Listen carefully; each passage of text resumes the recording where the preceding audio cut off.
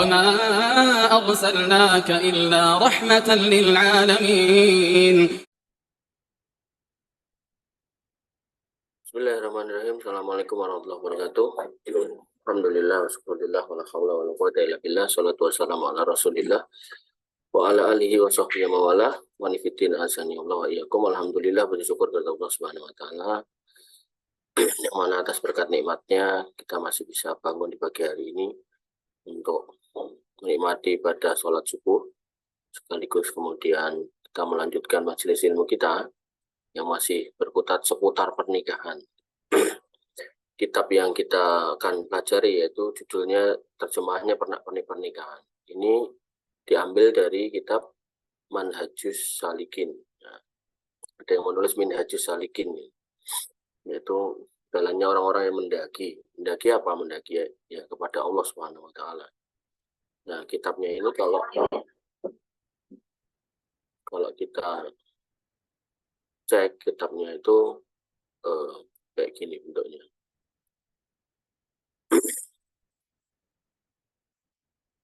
Nah, ini karya Syekh Abdurrahman Ibn Nasir Ibn Abdullah As-Sa'di. Tulisannya Sa'di, tapi beberapa ustadz itu membacanya As-Sa'di. As-Sa'di. Karena kampungnya kampung Sa'di. Manhajus Salikin. Terus di sini modelnya, beliau menulisnya modelnya adalah per poin gitu, per poin, poin-poin. Ini poin 1. Al-ahkamu khamsah. Oh, nggak kelihatan.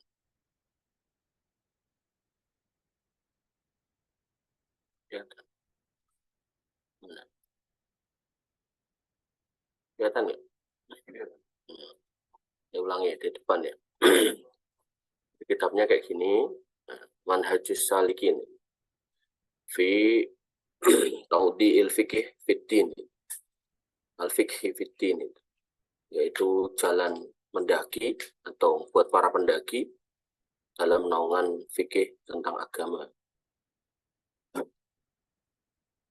Karya Syekh Al-Alamah Abdurrahman Ibn Nasir Ibn Abdullah As-Sa'di. Nah, model kitabnya adalah seperti ini. Jadi poin-poin. Poin 1. Pertama, biasa seorang penulis memuji Allah Subhanahu wa taala dan Rasulnya serta sholawat. Kemudian menjelaskan, pada kitabul mukhtasar fil fiqh, ini adalah kitab ringkasan dalam fikih. Jama'tu fihi bainal masaili wad dalail. Aku mengumpulkannya ya, terkait dengan banyak masalah-masalah dan dalil-dalil. Artinya ini nanti poin-poin berdasarkan permasalahan inti dari fikih dan dalil-dalil. Ya. Ini mirip kayak Matan Abu Suja. Jadi kitab fikih Imam Syafi'i yang banyak diringkas menjadi Matan Abu Suja. Jadi insya Allah nanti kita akan pelajari semua. Nah, ini poinnya banyak nih. 3, 4, 5, 6, 7 sampai yang paling terakhir adalah poin nomor berapa nih?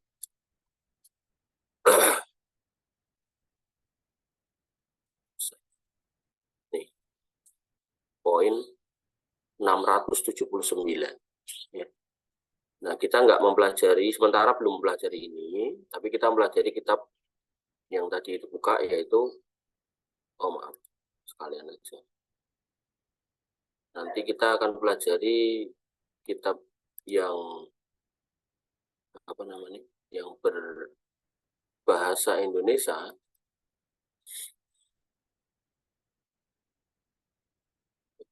Kelihatan? Enggak kelihatan.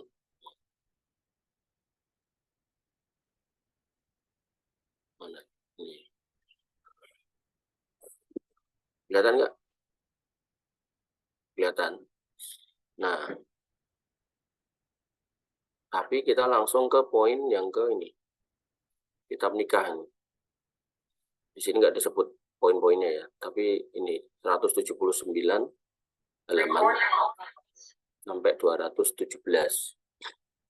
Yang mana ini udah dicomot, diambil oleh ya, saudara-saudara kita dari kelihatan dari Yayasan ini Indonesia Bertauhid, itu dari dicomot dan jadi kitab yang diterjemahkan dengan judul Pernak-pernik seputar pernikahan. Jadi nanti insya Allah setelah ini kita akan mempelajari manhajus salikin semuanya. Ya, jadi ya beruntunglah kita itu mendapatkan nikmat bisa belajar agama dari kitab para ulama itu. Ya, termasuk nanti kitab insya Allah ya, kalau Allah mudahkan kitab apa tadi? Apa? Matan Abu Suja gitu. Matan Abu Suja. Jadi biar kalian paham gitu. Fikih. Jangan ngaku Syafi'iyah tapi nggak ngerti fikihnya Imam Syafi'i itu apa gitu. Imam Syafi'i itu apa? Nah, artiku koncoku jenenge Syafi'iyah. Nah, sekarang kita belajar ini dulu. Kenapa sih kita harus belajar soal nikah ini? Gitu? Karena ya banyak saya temukan ya. Orang udah tua. Untuk istrinya mengeluh tentang suaminya. Ya, ngobrol langsung sama saya ada, lewat orang lain ada. Jadi suami saya itu rajin sholat, tapi dia nggak bisa bersikap dengan baik pada suami istrinya. Atau sebaliknya, istri saya itu rajin pengajian sana kemari, tapi dia nggak ngerti kewajibannya sebagai seorang istri. Kenapa? Ya karena dulu waktu nikah nggak pernah punya persiapan tentang materi pernikahan gitu. Maka ya tentu yang saya harapkan dari kita semua adalah dengan kita sekarang belajar ya kalian nanti bisa diperjodohkan oleh Allah Subhanahu wa taala dengan pasangan-pasangan yang sekufu dalam hal ilmu gitu. Sehingga harapannya ya bisa saling mengerti gitu loh. Kewajibannya masing-masing dan hak pasangannya gitu. Ya ini bukan berarti yang ngomong itu terus udah ngerti, udah pinter, enggak ya. Maksudnya ya kita sama-sama belajar. Baik ya, kita mulai. Jadi modelnya poin-poin ya, jadi jangan kaget. Makanya tadi tak tunjukkan kitab aslinya ya. Karena beliau tadi menulis bahwasanya inti kitab saya adalah terkait dengan masalah-masalah dan dalil-dalil. Jadi masalah atau poin-poin, kemudian ada dalil. Poin-poin ada dalil. Ini gaya-gaya kitab para ulama yang apa ya, yang suka yang simpel-simpel gitu.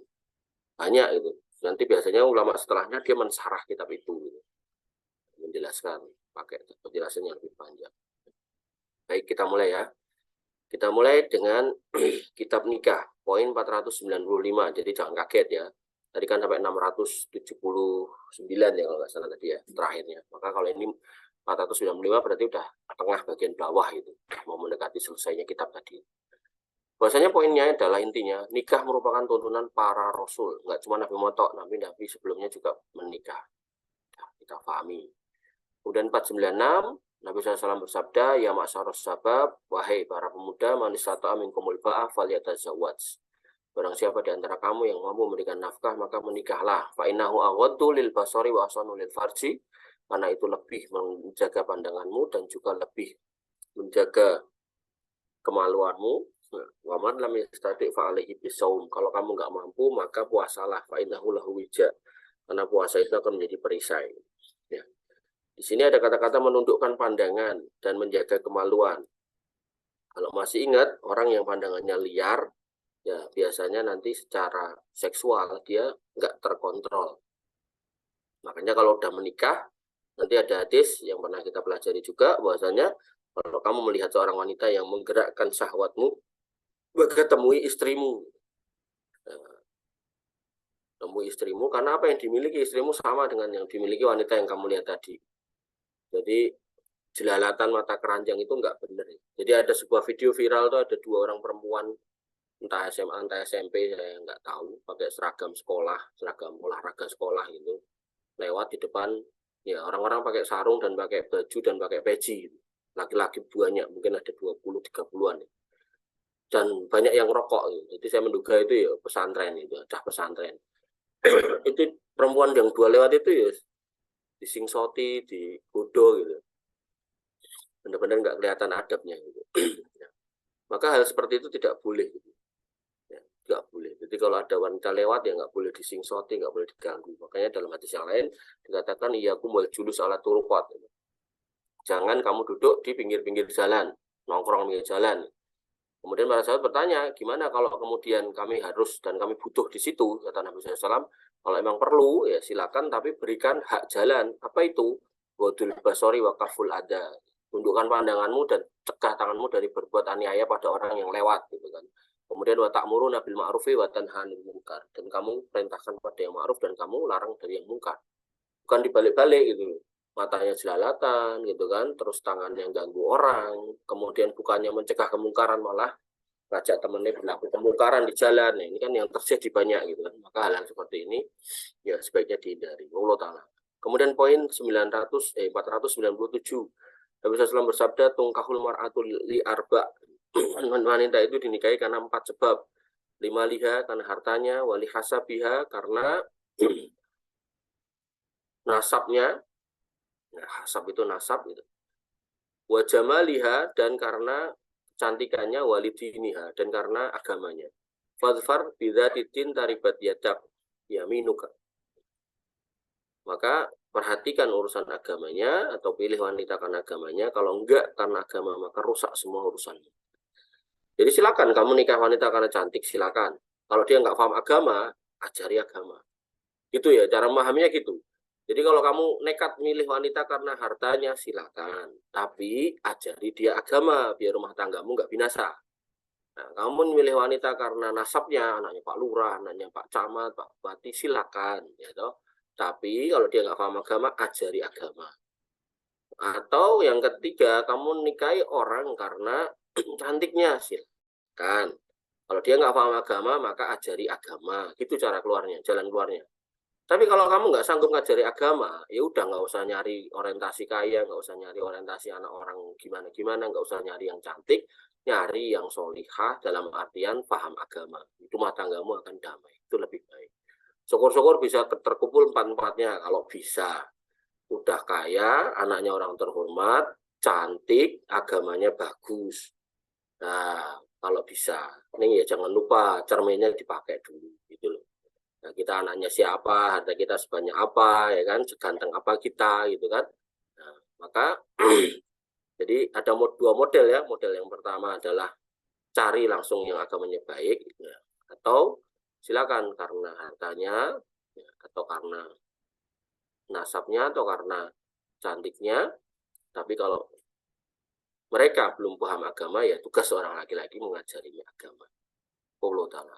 498. Selayaknya ia milih wanita yang bagus agamanya dan nasabnya dan punya sifat penyayang dan subur lagi mulia. Ini diambil dari hadis ya. Bahasanya cari wanita itu jangan wanita yang yang apa namanya? Yang walak pol gitu kan, nyari yang penyayang gitu. Masih ingat kasus apa? Tentara namanya yo Islam ya, Pak Muslimun gitu kan. Dia sering diomelin istrinya sampai dia takut pulang gitu kan. Sampai dia menyewa 4 orang pembunuh bayaran untuk membunuh istrinya gitu. Begitu kemudian istrinya nggak mati ya, dia ketakutan pulang malah dia bunuh diri gitu. Itu terjadi benar gitu di Semarang. Maka ya ini pentingnya untuk mencari wanita yang penyayang dan subur gitu. Subur ya fungsinya untuk melanjutkan keturunan gitu. Jadi agar kemudian kita punya anak-anak yang mendoakan kita ketika kemudian kita sudah wafat, atau yang ngurusi kita ketika kita sudah tidak berdaya. Poin yang ke-499, jika seorang berniat melamar seorang wanita, hendaklah melihat apa yang mendorongnya untuk menikahi wanita itu. Ini ada di bab nador. Gitu. Jadi kamu bisa lihat tuh, jangan kemudian, aku pokoknya kalau sama anaknya Pak Bambang aku mau. Gitu. Yang mana anaknya? Gitu. Lihat dulu gitu. Jangan bilang mau, nanti pas sudah akad gitu kan, malam pertama atau siang pertama kabur. Ada juga kasus yang kayak gitu. Gitu. Nah, wanita juga sama gitu loh. Kalau kemudian ada laki-laki tiba-tiba mau nikahi ya bilang sama walinya, ya buat dipertemukan dulu toh Pak gitu kan. Nanti kalau apa namanya nggak lihat nanti nggak dikira bohong atau gimana. Ya, termasuk yang pernah viral gitu kan di Boyolali gitu kan. Orang laki-laki menikahi menurut dia perempuan cantik gitu kan. Tapi setiap malam pertama gitu kan lampunya dimatikan dan si istrinya itu gitu kan nggak pernah mau dipegang, alasannya baru menstruasi gitu kan.